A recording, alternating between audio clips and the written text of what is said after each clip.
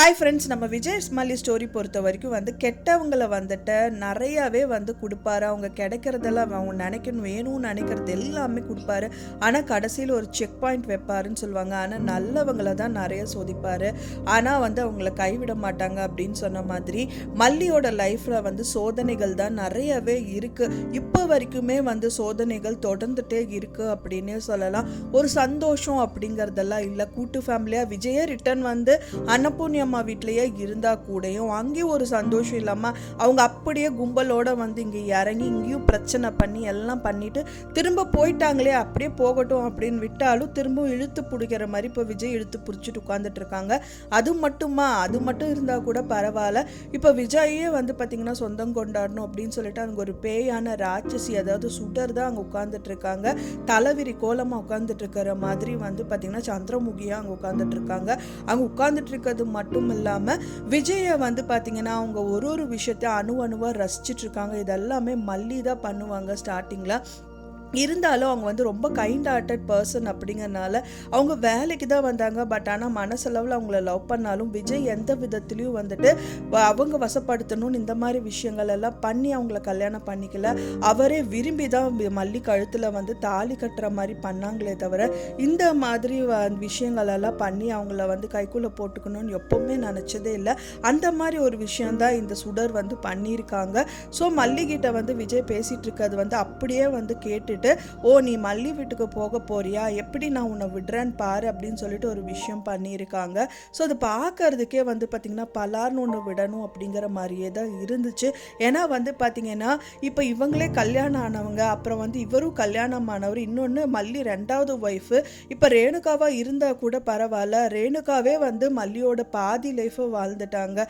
அந்த பாதி லைஃப் தான் மல்லி வாழணும், அந்த பாதி லைஃப்பை கூட நான் விட மாட்டேன்னு சொல்லிட்டு இந்த பிசாசான இந்த ரேணுகாவா நடிக்கிற சுடர் உட்கார்ந்துட்டு இருக்காங்க. ஸோ அதனால பார்த்தீங்க அப்படின்னா பார்க்கறக்கே ரொம்பவே கஷ்டமாக இருக்குது. நல்லவங்களுக்கு சோதனையெல்லாம் அப்படிங்கிற மாதிரி மல்லி பொறுத்த வரைக்கும் ஒரு பைசா கூட எனக்கு பெரிய சொத்தோ கித்தோ எதுவுமே எனக்கு தேவையில்லைன்னு நினைக்கிற ஒரு கைண்ட் ஹார்ட்டட் பர்சன். எனக்கான வாழ்க்கை எனக்கு கொடுத்துருங்கிற பர்சன் தான் அவங்க.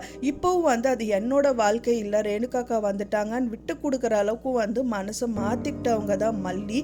ஆனால் இது ரேணுகாவே இல்லை, இது உன்னோட வாழ்க்கை தான் அப்படின்னு சொல்லிட்டு சொல்லாமல் சொன்ன விதமாக இது சுடர் அப்படிங்கிறது கிளியர் கட்டாக கடவுள் காமிக்கிறாங்க. பட் ஆனால் பேர் தான் தெரியலையே தவிர இவங்க பொய்யானவங்க, ரேணுகா இல்லை அப்படிங்கிறது ஸ்டெப் பை ஸ்டெப்பாக கடவுள் காமிச்சுட்டே தான் இருக்காங்க.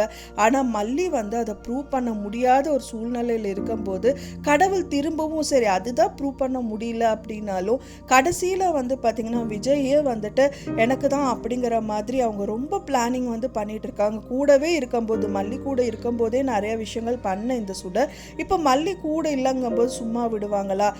கண்டிப்பாக இவங்க பண்ணுறதெல்லாம் கரெக்டு அப்படிங்கிற மாதிரி தான் இவங்க முகபாவனையும் இருக்குது. ஸோ அதனாலேயே பார்த்தீங்கன்னா கூடிய விரைவில் இவங்க சிக்கணும், அதுக்கான முயற்சிகள் மேற்கொள்ளணுங்கிறது தான் எல்லாரோட நோக்கமும் கூட. சீக்கிரமாக இதுக்கான செக் பாயிண்ட் ஒன்று வைங்க சார் அப்படிங்கிற மாதிரி எல்லாரும் கையெடுத்து கும்பிடுற மாதிரி இருக்குது.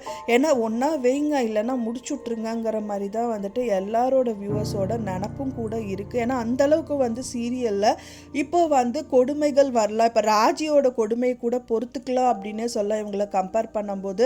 ஏன்னா தம்பியோட வாழ்க்கையை கெடுக்கணும் அப்படின்னு தான் நினைக்கிறாங்களே தவிர வேற ஒரு பொண்ணை விட்டுட்டு இவங்களோட லைஃப்பை டோட்டலாக அவள் பக்கம் திருப்பணுங்கிற மாதிரியெல்லாம் கூட அவங்க நினச்சது கிடையாது. பட் இந்த சுடர் பார்த்தீங்கன்னா இவங்க வந்த நோக்கம் வேற, ஆனால் நடந்துக்கிறது வேறங்கிற மாதிரி நிறைய விஷயம் பண்ணிட்டு இருக்காங்க. இவங்களுக்கு காசு தான் முக்கியம், விஜயோட லைஃப்பை கெடுக்கணும் தான் வந்திருக்காங்க. ஆனாலும் பார்த்தீங்கன்னா இப்போ மல்லியோட லைஃப்பையும் கெடுக்கிறதா தான் பண்ணிட்டு இருக்காங்க அப்படின்னு சொல்லலாம். ஸோ இது விஜயோட லைஃப் மட்டும் கிடையாது, மல்லியோட லைஃப்பும் கூட. அவங்க என்ன இவங்களுக்கு பாவம் பண்ணாங்கிற மாதிரி தான் இருக்கு. ஸோ வெயிட் பண்ணி பார்க்கலாம் ஃப்ரெண்ட்ஸ் என்ன நடக்குது அப்படின்னு சொல்லிட்டு. நான் சொன்ன இந்த தகவல் உங்களுக்கு பிடிச்சிருந்தா மறக்காமல் லைக் பண்ணுங்கள், ஷேர் பண்ணுங்கள், கமெண்ட் பண்ணுங்கள், சப்ஸ்கிரைப் பண்ணுங்கள். மேலும் இன்னொரு மல்லி சீரியல் அப்டேட்டோட நெக்ஸ்ட் மீட் பண்ணுறேன். தேங்க்ஸ் ஃபார் வாட்சிங் மை வீடியோ ஃப்ரெண்ட்ஸ். நெக்ஸ்ட் வீடியோவில் பார்க்கலாம்.